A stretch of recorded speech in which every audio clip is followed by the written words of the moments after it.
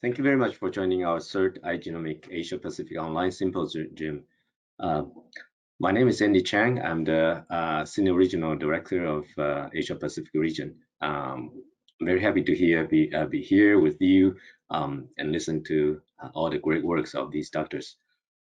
Today we have doctors from Japan, from Taiwan, from Korea, from Vietnam, and Australia.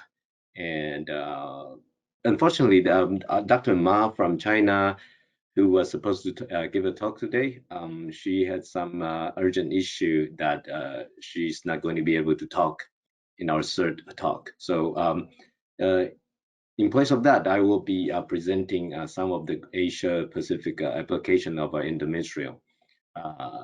So yes, I'm also looking forward to listen to all these great talks. Thank you.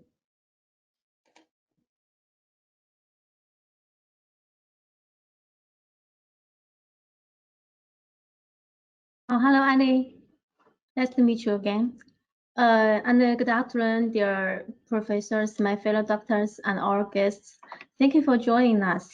The third Igenomix APAC IVF Symposium. I'm greatly honored and pleased to be the moderator of today's discussions. First, I would like to introduce our first speaker, Dr. Yuta Kasahara. Dr. Kasahara, are you here?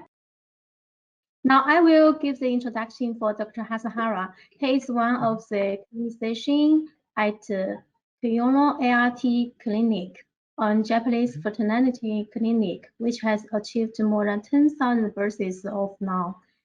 He's also engaged in research at Jikei University School of Medicine in Tokyo. Today, he will share his clinic's experiences as seen in their latest published paper comparing clinical outcomes in with patients with and without ERA. Now, Dr. Kasahara, it's your turn to give your speech. Okay. Good afternoon, everyone. Thank you for kind introduction. My name is Yuta KASAHARA from Kyono Art Clinic and Jikei University School of Medicine.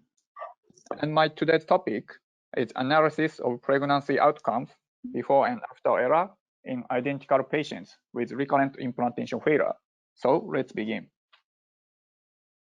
There is no COI of this content of presentation. These are today's agenda: recurrent implantation failure, window of implantation, and ERA test. Then our study, last recent topic and discussion. First topic is recurrent implantation failure, window of implantation, and ERA test.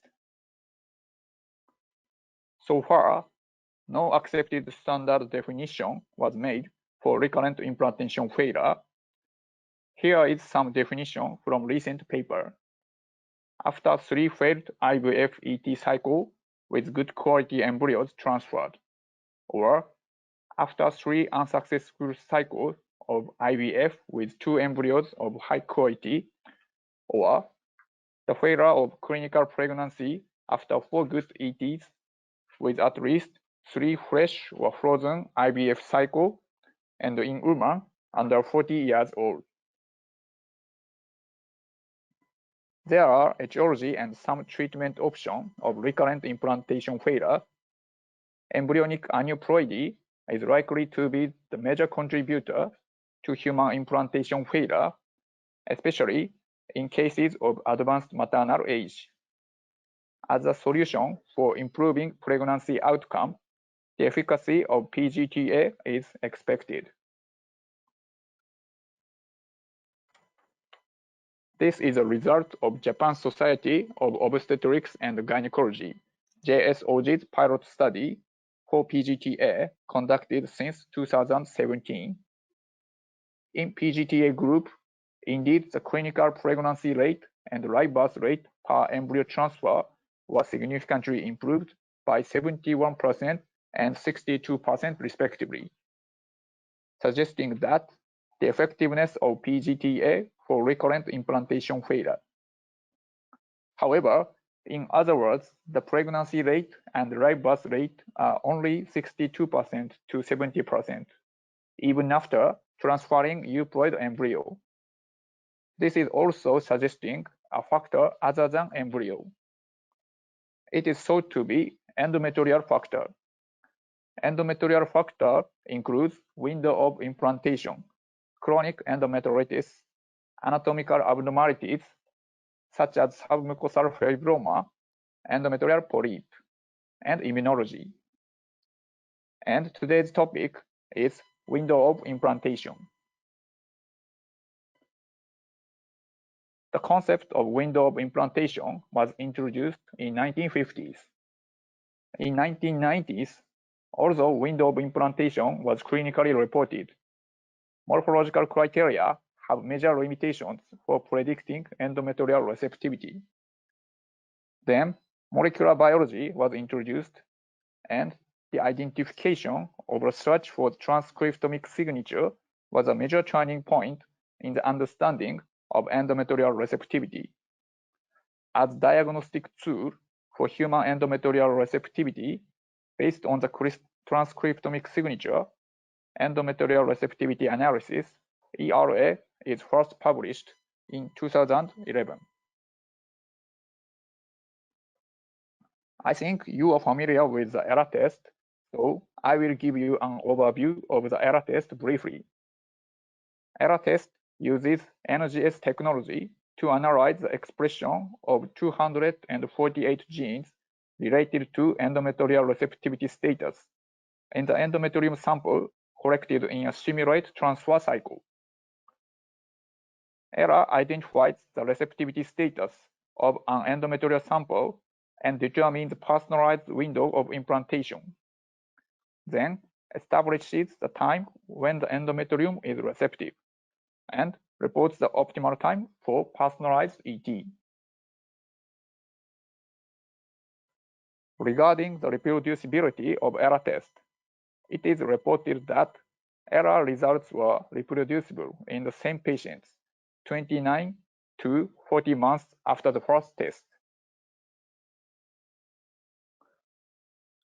This slide shows the timing of endometrium biopsy and window of implantation in HRT cycle. Window of implantation is usually at P+5. When the biopsy was done here, it is receptive. When window of implantation is backward, the answer is pre-receptive. On the contrary, window of implantation is forward, it is post-receptive. This is the clinical data of the ERA test. In total, receptive accounts for about 70%. Of this 70%, about 30% of the cases can be sifted by 12 hours, early receptive or late receptive. On the other hand, non-receptive accounts for about 30% of the total. So far, several papers have been published on the ERA test. I'd like to introduce some paper demonstrating the efficacy of ERA. This is the first report showing clinical appliance of ERA in Japan from our clinic. We have considered that the ERA test is effective and have introduced it mainly for LIF cases. In this study, total 50 LIF patients were targeted. Of 50 cases, 26 cases were under 40 years old. Among these 26 LIF cases, pregnancy outcomes were compared between receptive group and non-receptive group. At the first personalized ET, pregnancy rate was higher in the non-receptive group. Tan reported clinical efficacy of ERA in the context of euploid embryo transfer. In this study, LIF was defined as more than 2 prior failed fresh or frozen embryo transfer cycle, and the case who have failed euploid embryo transfers were investigated. This graph shows pregnancy outcomes in LIF cases between standard euploid ET and euploid personalized ET. implantation rates and ongoing pregnancy rates were higher in the personalized ET group, but although there was statistically no difference. Recently, Carlos Simon reported prospective randomized control open-label trial. Patients undergoing IVF at the first doctor appointment allocated to 3 groups. 148 were allocated personalized embryo transfer, named personalized ET. 154 were allocated to frozen thawed embryo transfer, named FET. 156 were allocated to fresh embryo transfer, named fresh ET. Primary objectives of this study are live birth rate and cumulative live birth rate at 1-year follow-up. This is a result by intention to treat analysis. Cumulative pregnancy rate was significantly higher in the personalized ET group versus FET and fresh ET, 93% versus 79% and 80%. In per protocol analysis, pregnancy rate was significantly higher in personalized ET group versus FET and fresh ET. Cumulative pregnancy rate was significantly higher in the personalized ET group versus FET and fresh ET. And also, cumulative live birth rate was significantly higher in the personalized ET group, FET and fresh ET, indicating that evidence for the potential of using the personalized diagnosis of endometrial factor in the workup of the infertile couple at the first appointment. Next, I'd like to introduce our study. This is a study design. We compared the pregnancy rate and the cumulative ongoing pregnancy rate in the same recurrent implantation failure patients before and after ERA test. This is a retrospective study, and in the study, we defined vitrified warmed blood cyst transfer performed before ERA test as previous VBT, and VBT guided from ERA result as personalized VBT. We recruited RIF cases. We defined histories of 3 or more ET failures with at least 1 VBT as RIF. Moreover, in this study, to conduct personalized VBT more precisely, ERA tests were performed by HRT at P plus 120 hours in all cases. Vitrification was performed at the blood cyst stage with grade 4 in Gardner's criteria. At 4 to 6 hours after warming, they were transferred in order to match the embryonic stage and window of implantation more precisely. This is a flowchart of our study. We recruited 637 RIF cases performed ERA. Of them, we included the cases under 37 years old. Then, you can see some exclusion criteria, such as hydrosalpinx, uterine abnormalities, severe male factor, congenital chromosomal abnormality, and other exclusion criteria. Finally, 94 cases were eligible. You can see the patient characteristics. The average age was 34.5 years old. The average past total ET before ERA was 5.3. In this study, we defined receptive ERA result as non-displaced group. Then, pre-receptive, early receptive, late receptive, and post-receptive as displaced group. About 48% was receptive, which means non-displaced group, and 52% of other results were non-displaced group. We compared pregnancy rate and the cumulative ongoing pregnancy rate in previous VBT versus personalized VBT by both per patient per cycle. And we also compared pregnancy outcomes between non-displaced group and displaced group in personalized VBT. This is a comparison of pregnancy rates between previous VBT and the personalized VBT. When the pregnancy rate of previous VBT and the personalized VBT were compared, a significant increase in personalized VBT was observed per patient, 62% versus 5%. Similarly, per transfer cycle, the pregnancy rate was significantly increased in personalized VBT, 47% versus 4%. In addition, we compared pregnancy outcomes of personalized VBT between the non-displaced group and the displaced group. There was no difference in patients' number, age, BMI, and the number of gravida. In all personalized VBTs, pregnancy rate, implantation rate, and ongoing pregnancy rate were higher in the displaced group, although there is no statistical significance. Moreover, we analyzed pregnancy outcomes in each personalized VBT by allocating into 3 groups: first personalized VBT, second personalized VBT, and third or more personalized VBT. In first personalized VBT, implantation rate was significantly higher in the displaced group.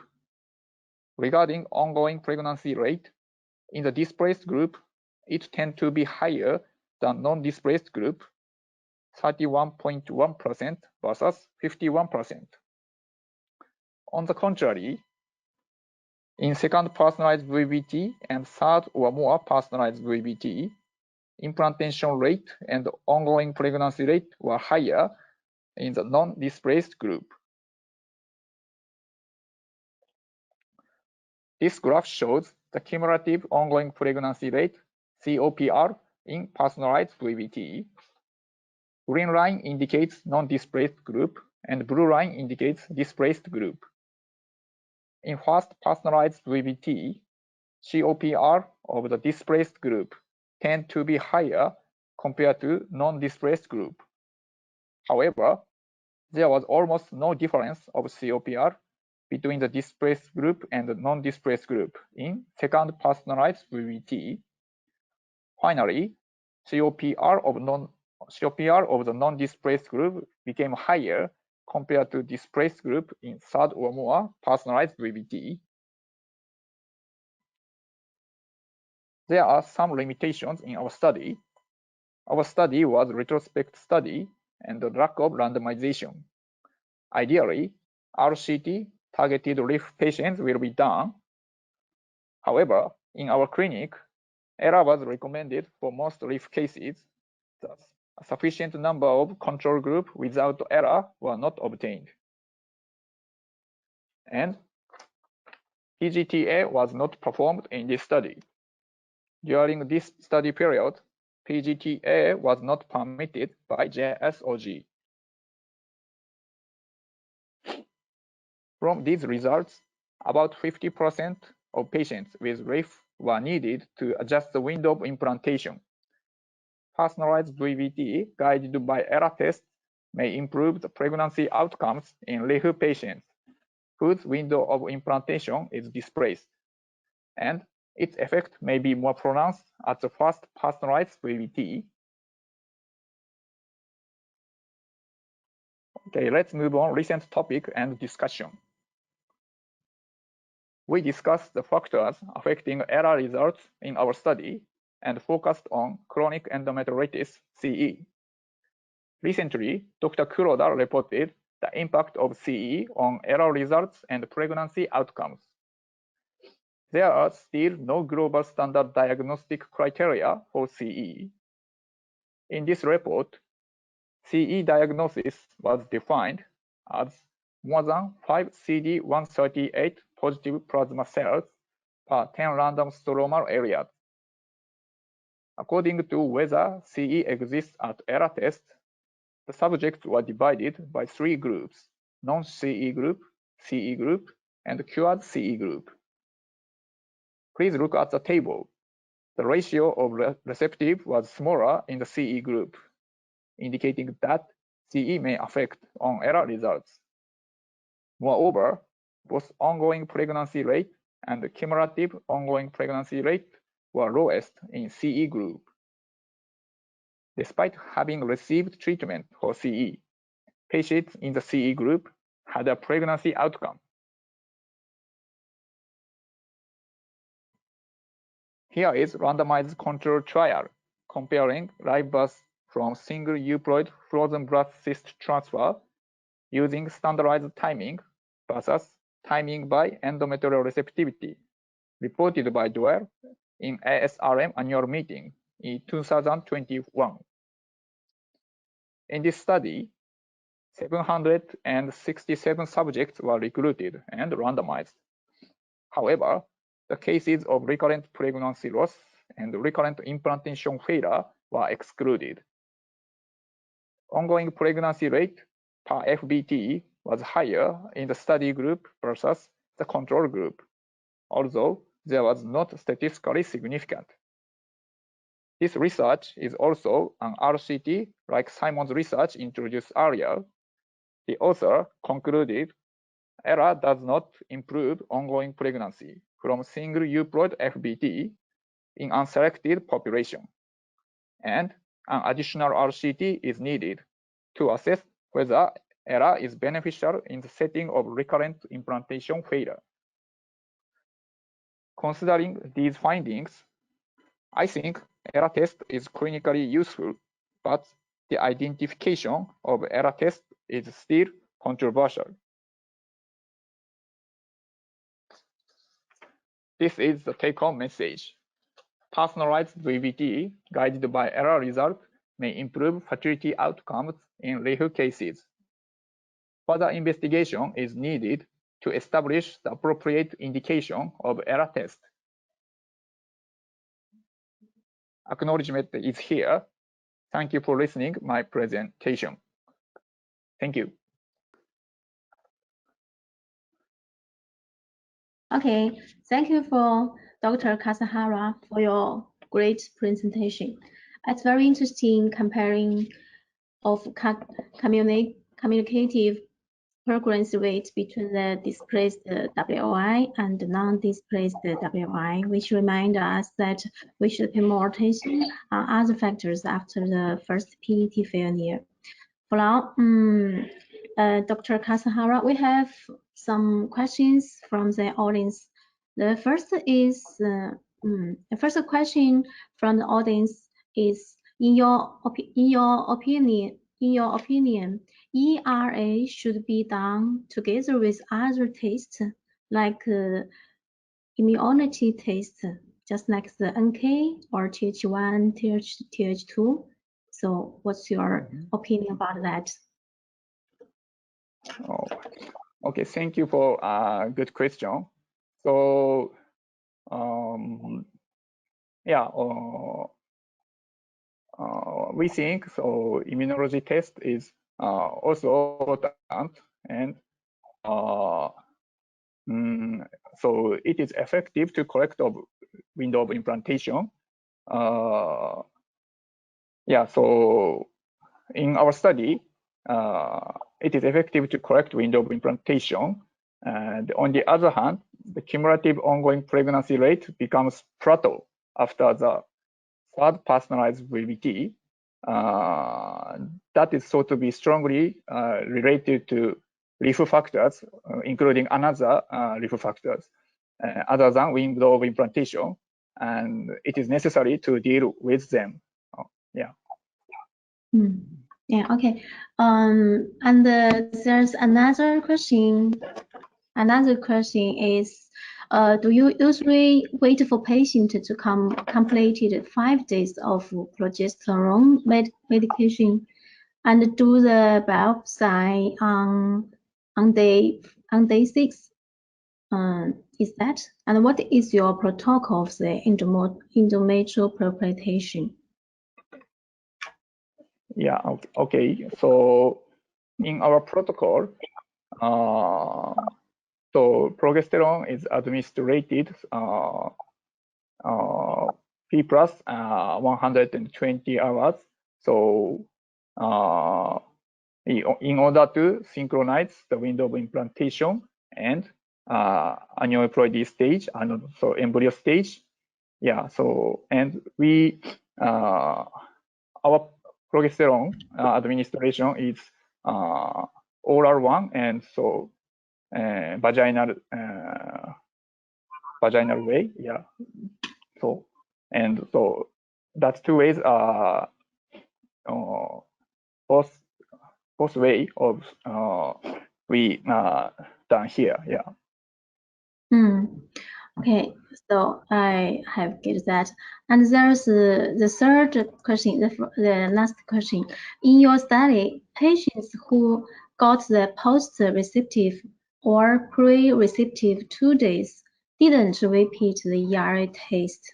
Why? And because I saw second ERA among the points of your exclusion criteria. Yeah, this is a good question. So, in our study, in